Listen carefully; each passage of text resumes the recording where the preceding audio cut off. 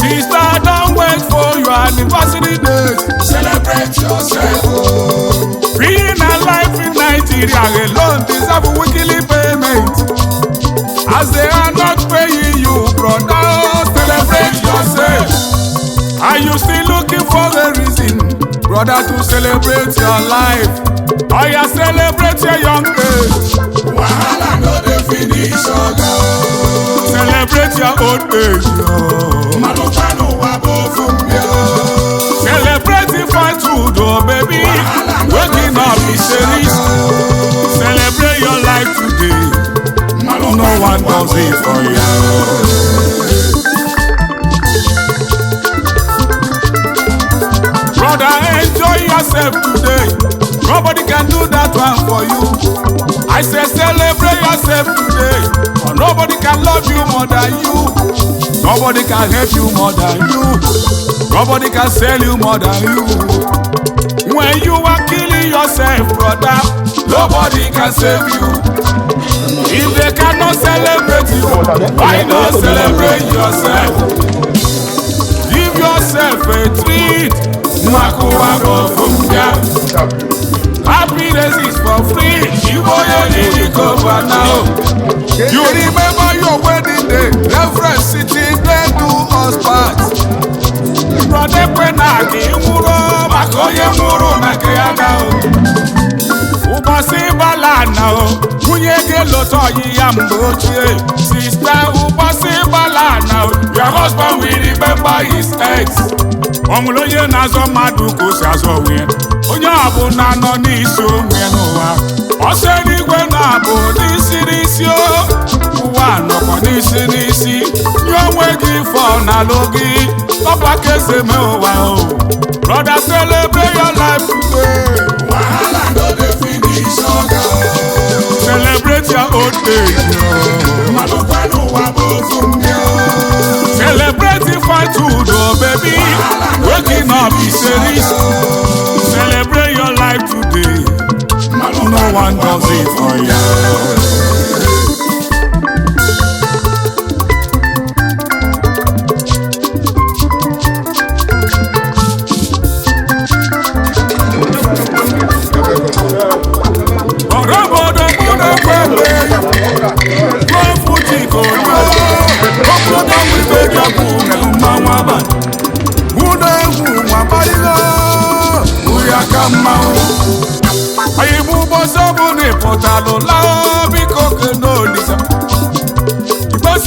Brother, Jebeli go bokoro. If one way ni go, bido tu bomwe gafa. Sina wokele better. Mwili bodo. Palliative no bodo. Mwili bodo. I like to we Mwili bodo. Kia boss ndi ogaranya. Mwili bodo. Imana daba ni do so. Adama. Ada with the big God. Lechaba. Ilu nwa no tule tuo. Adama. Azu nwa no so. Lechaba na tinyeli ibe. Anamai. Lechaba. Itusi onwe gava ojebezi ya. Nibugago.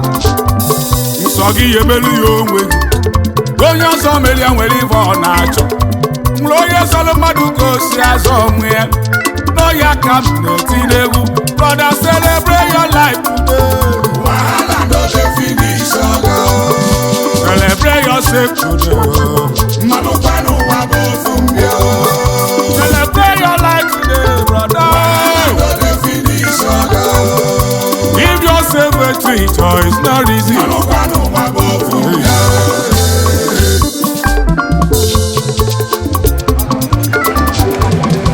Take one back radio, na suicide is all that commit. One to ego, only looking at Balakwe. Even self way me, where's your money now? We fair. Okwa doctor get ye gabu, pull up radio. Because of failure to get it very well. Got assurance to take your medicine. Taking some chicken secret mouth. It's better than paracetamol. What you love to the machine? It's better than gentamacin. Really cover, no problem, no the finish at all. Oh, you celebrate your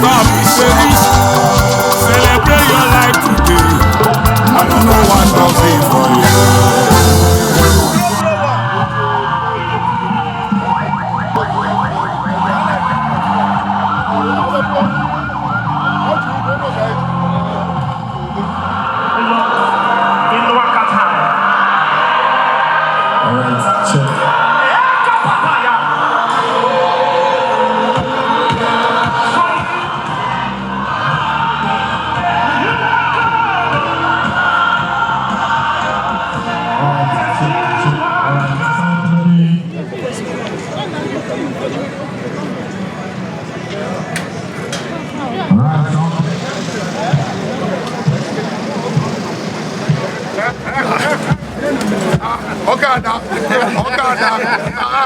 Okada ending ke mo. Hey, go kunu me. Address akalia letter. Hey.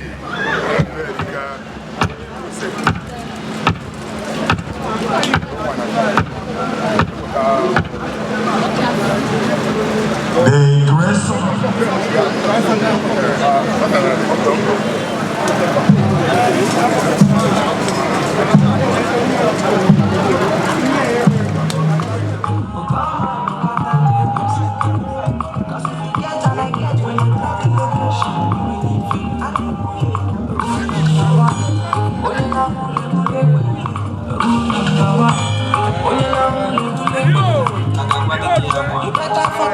after business, we can talk pleasure. Try invest before party. I say before party, cause I get that before no before party. Number 3, I don't know why I'm my God.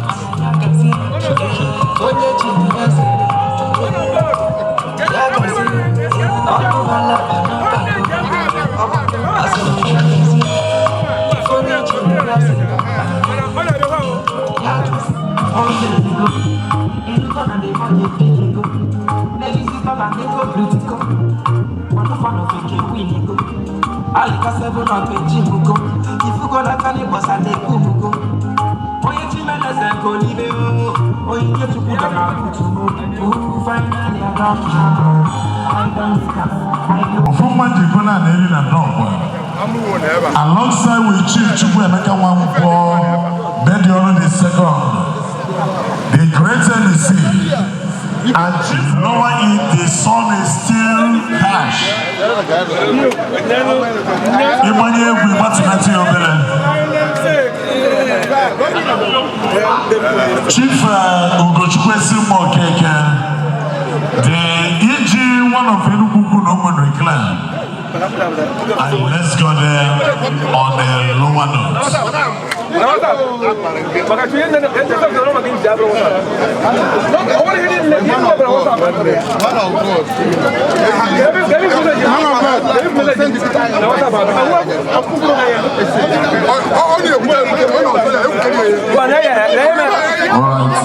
check again. Right, check. Check.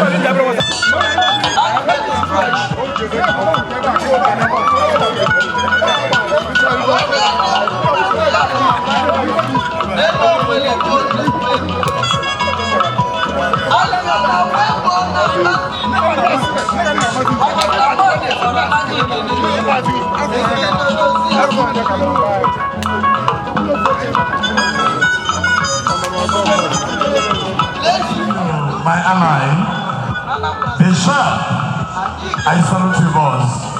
Thank you so much. And Chief Ike Chukwesi Moso, this way, real power. Power. The great Manope connection. Emmanuel Biti, where you are. Yeah, anyway, can.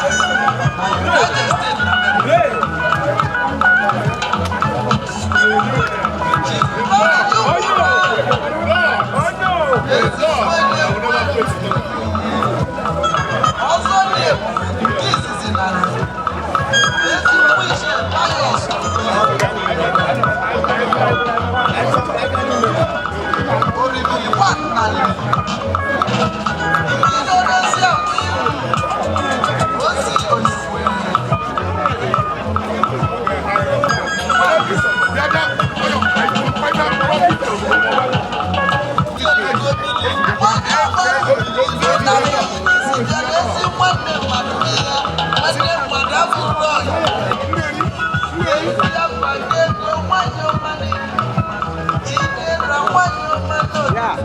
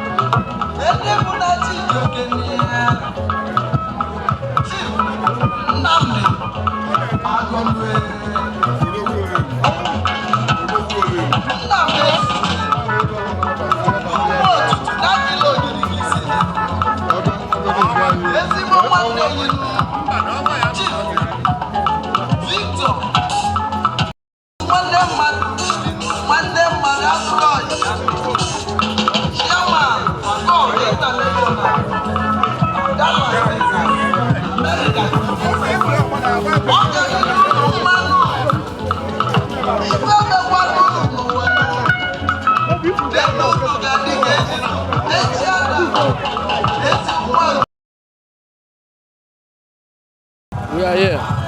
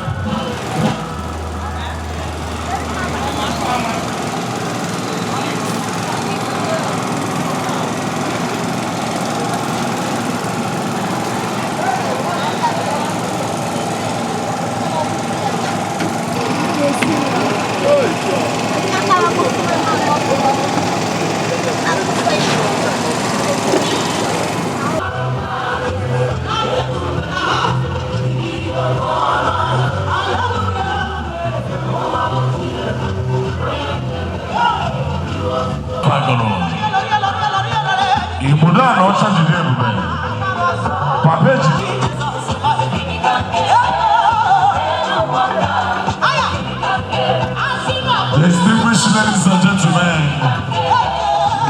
a most celebrated and the most performing action dependable distinguished senator of the Federal Republic of Nigeria, distinguished senator Dr. Johnny Moye, Ayaka Sumelula, Okugbalazu.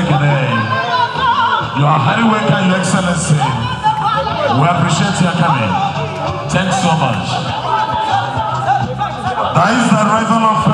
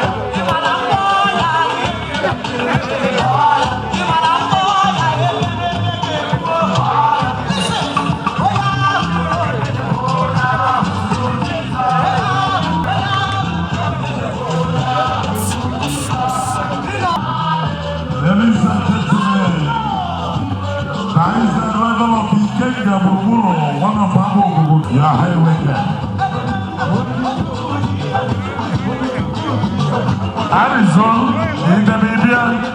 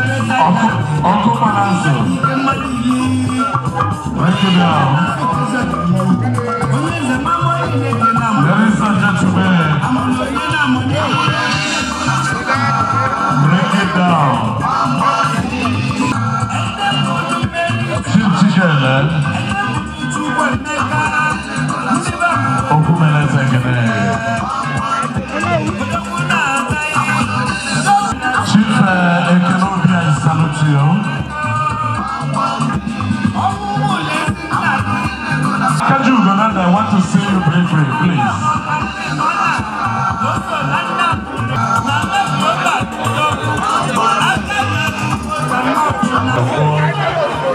I can be fine. Oh God, the great son of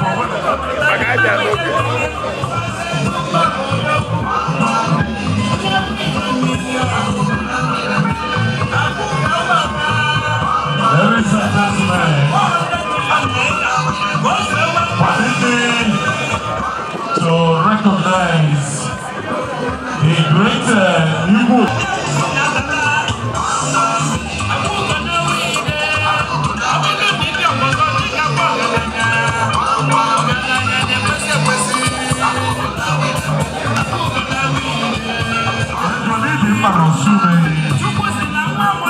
Some properties Akataka also, you are highly welcome.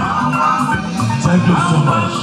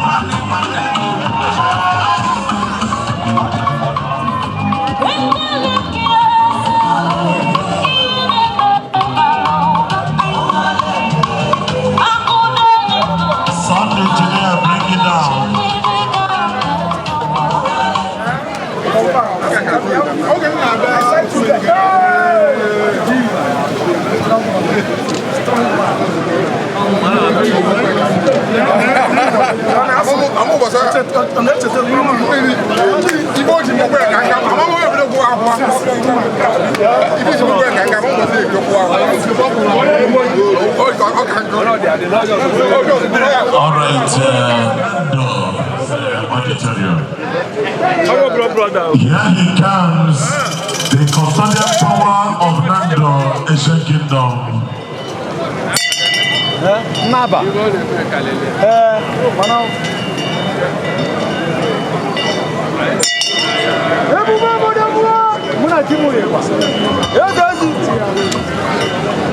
His Excellency, the 001 Okugbalazu International Friends of Nigeria, the brand owner and manufacturer of 1970. Let's have the music on the cool notes.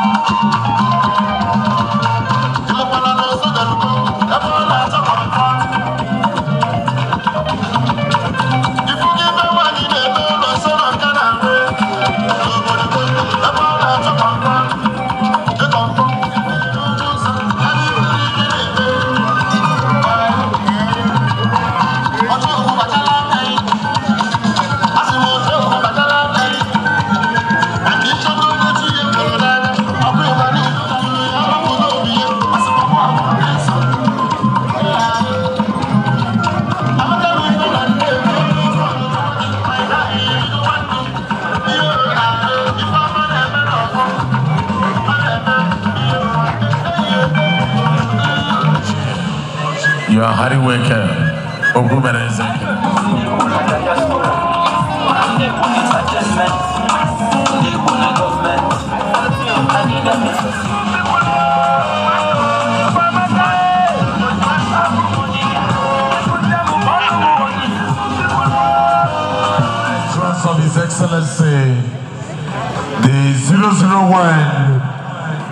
Board of General Fitness, High Chief Dr. Kingsley Onyekamu. The Madukejiaka, one of whom are Michael, alongside with Chief Star Stephen Anyeka, the Oisi Bongo, one of the kingdom. The calendar, happy to see you, the grandson of Ohogo, and Chief Uchenna Ezemakuru, and the greatest Udoribiri, Nokija Cherogiri, this one, and Chief Frank Ezemamaka. Ibole Ogidi, one of our local DJ.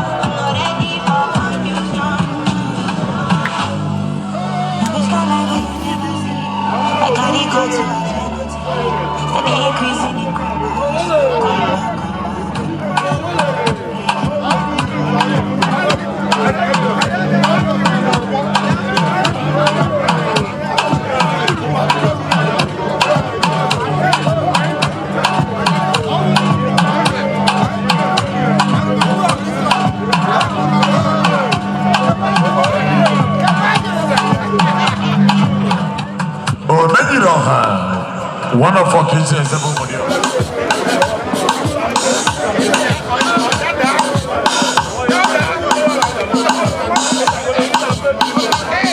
I is the arrival of Oroma Burbulo, the Purumbele, Ukuama Mole Purumbele, Ukuachu.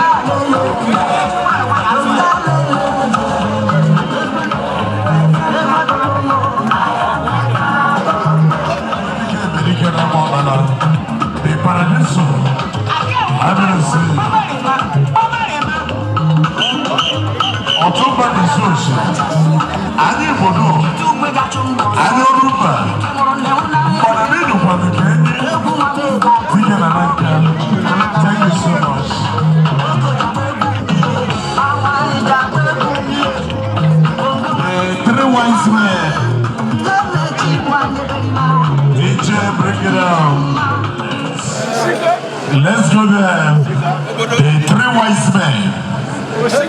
Do your sound check now.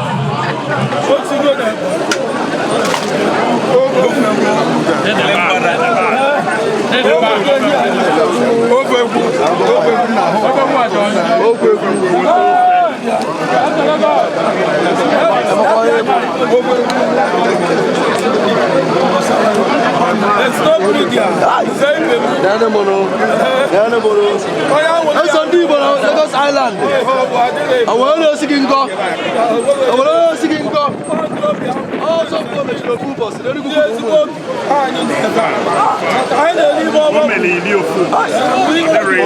I talk the voice. I can't allow that. I know it's my wife.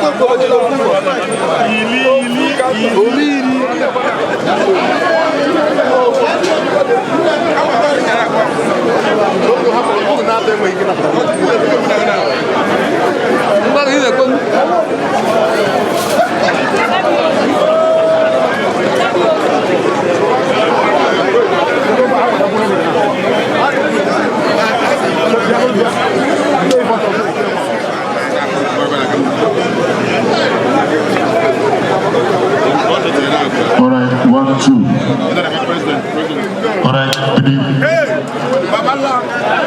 Babala. All right, good evening. Babala. Babala. Yes, 1, 2. Ladies and gentlemen, that is the arrival of High Chief Patrick Iwankwo. Obi lost Zoru, but not on South Region. Let's go there. Sound engineer, thank you for balancing the mic for better service. Yes, 1, 2.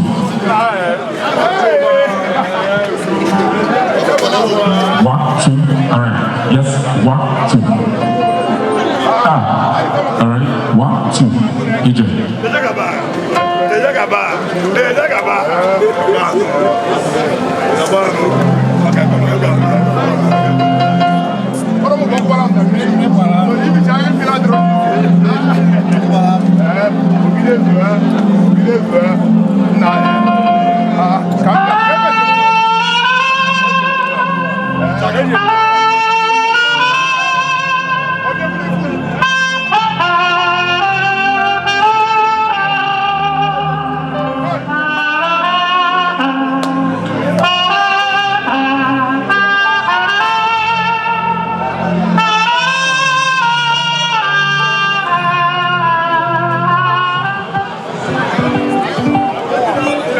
High Chief Patrick Iwankwo. 1, 2.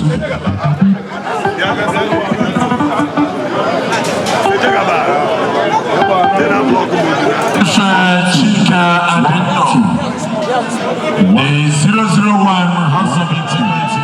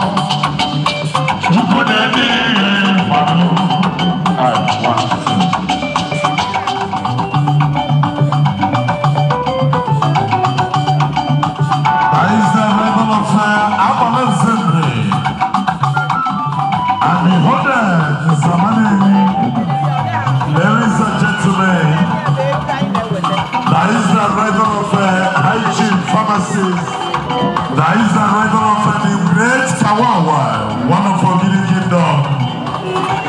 Obedient, Esedi Mulogini, Sosori Sobia before who also. Esedi Mulana Olivia.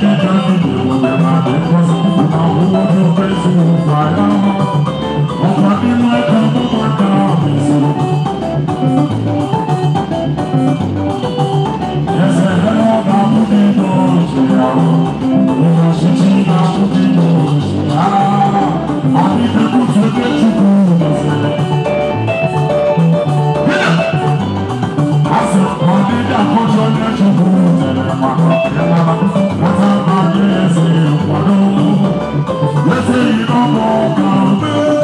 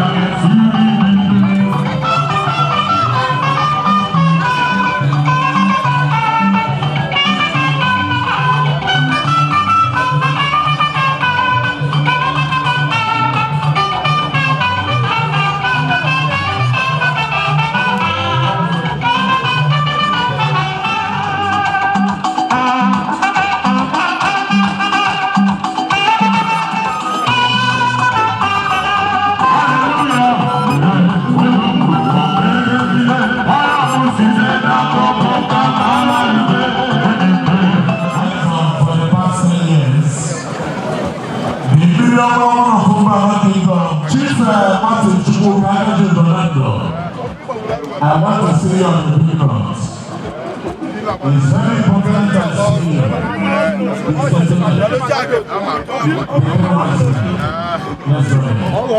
Thank you for your mobilizing of our partnership governance. Dr. Sabrine Uche Ezimod Uche. He came to Murmuro, one of the two come here. He came to Federal. And the chief of the security officer.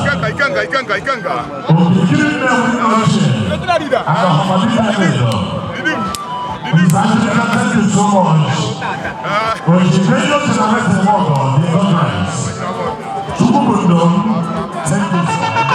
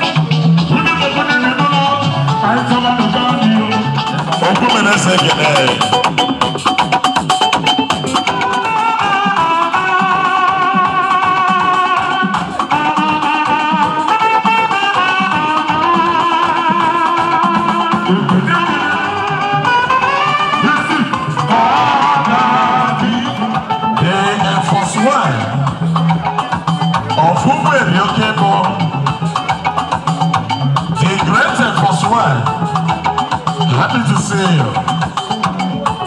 And for one hotel and suites, and for one nightclub and lounge. A very good man. Thank you so much.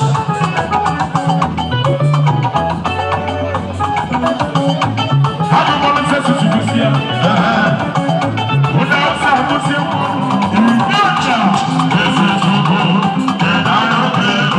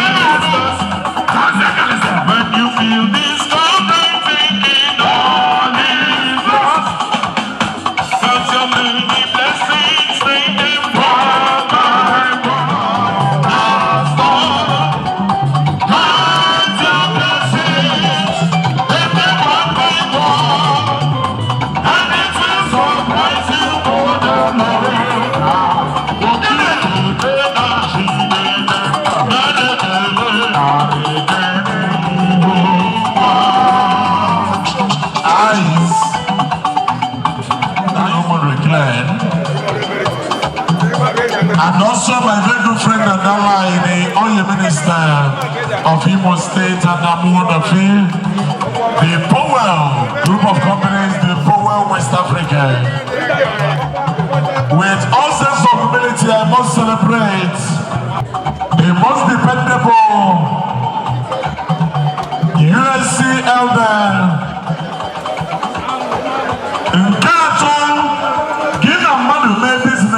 Imale go luria weri enye.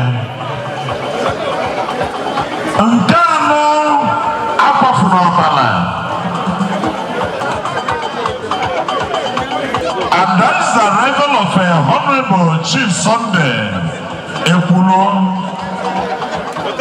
Ajunebora Nesiowere. The 001 Great Ifedima Press Club of Nigeria. Extend my humble appreciation to the Obekandi and Oko, the Oko youth. I must celebrate Prince Uche.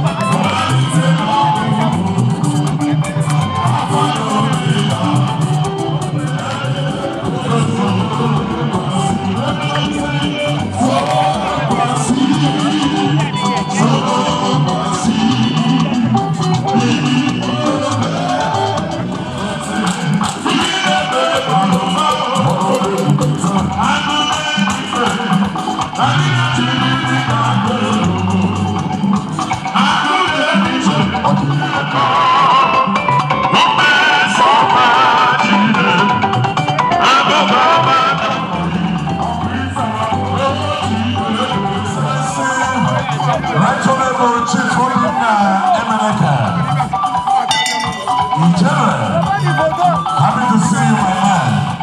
No. Oba, or whenever they so good, I know what they so good.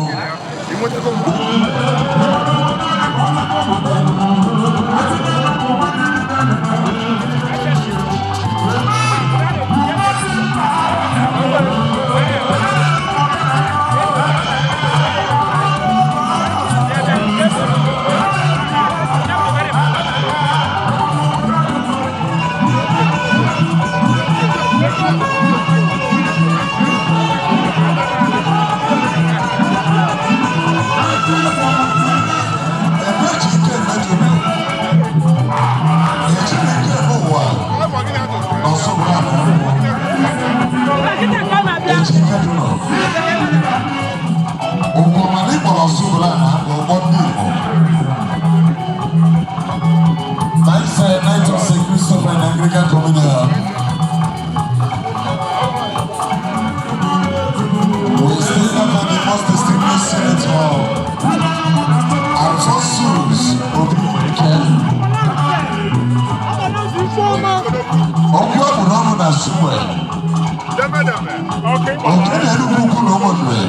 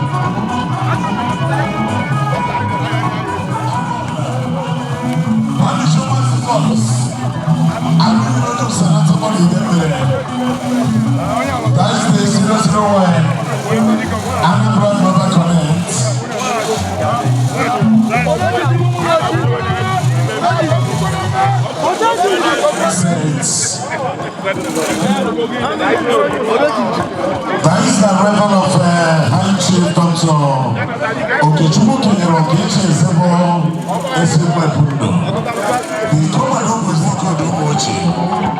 I welcome you. The National Vice President has some integrity in social government Nigeria. It's huge, because even the box I have to as well by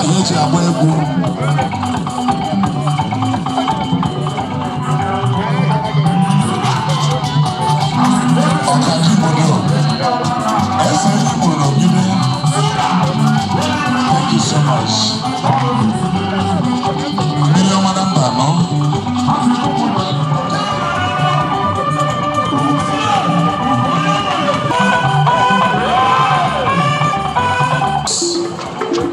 RBC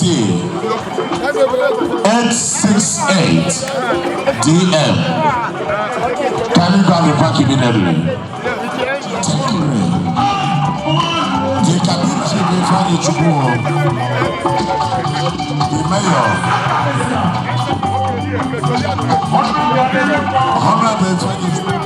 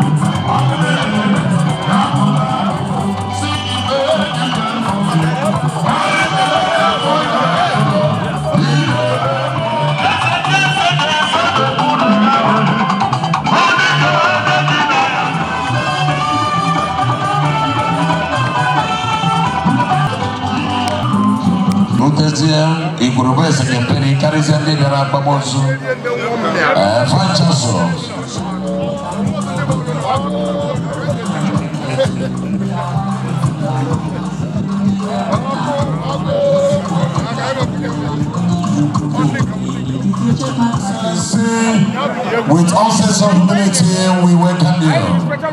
And that's Capture back.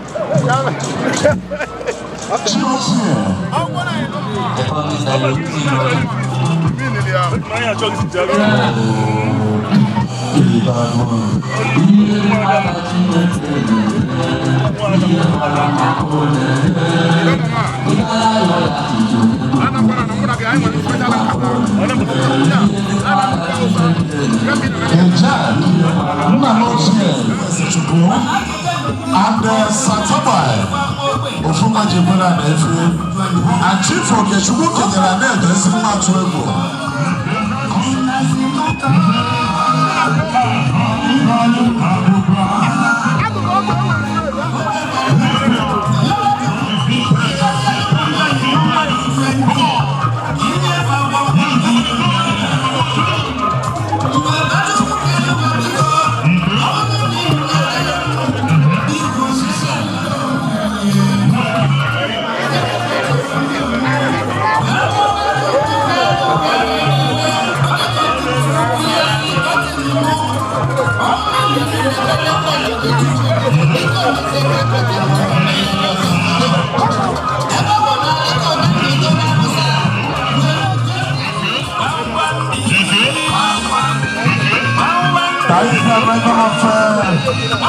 The president and founder of the Global National Chief Bishop Chisike.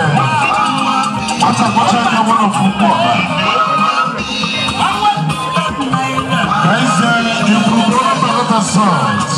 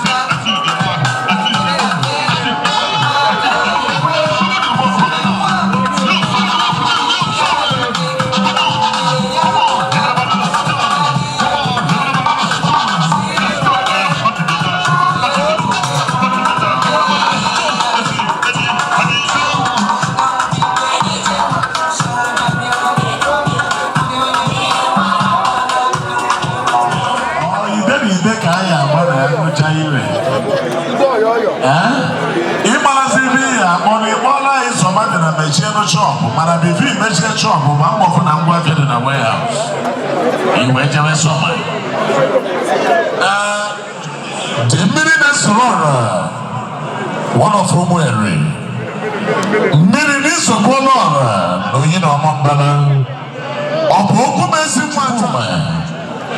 Georgina, one of business administration degree holder.